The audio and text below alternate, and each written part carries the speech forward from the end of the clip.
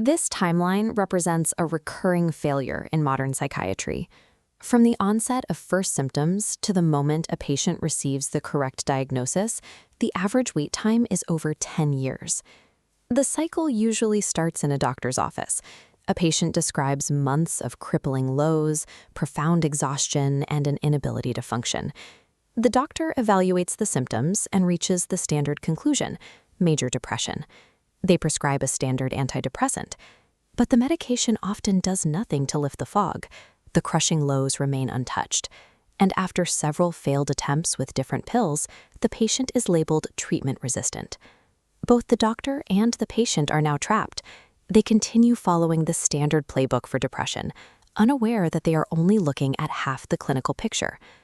In many cases, these standard antidepressants trigger an agitated, intensely wired phase, causing the nervous system to overflow.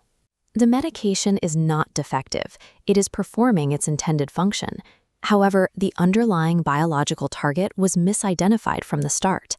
This adverse reaction signals a specific psychiatric profile. When an antidepressant launches a patient into overdrive, it indicates a condition that requires a different class of treatment entirely. The condition driving these symptoms is Bipolar II disorder. It is the most commonly misdiagnosed mood disorder in clinical practice. Diagnosis requires identifying this specific pattern. It consists of episodes of severe depression alternating with a distinct elevated state called hypomania. This elevation has a strict chronological requirement. To be classified as hypomania, the elevated mood must last a minimum of 4 consecutive days. Internally, the patient experiences racing thoughts and a drastically decreased need for sleep while still feeling energized. Externally, this translates to sudden, intense, goal-directed activity and high-risk behaviors, such as significant, impulsive spending sprees. This specific multi-day peak of elevation is the definitive dividing line. Its presence separates bipolar II from standard unipolar depression. Curious tone. This leads to a persistent question. If hypomania is this distinct, why do doctors and patients consistently miss it for a decade? Imagine being submerged in a months-long, crushing depression. Suddenly, you break through the surface into warm, bright sunlight. Patients rarely report these episodes because hypomania feels like finally feeling normal.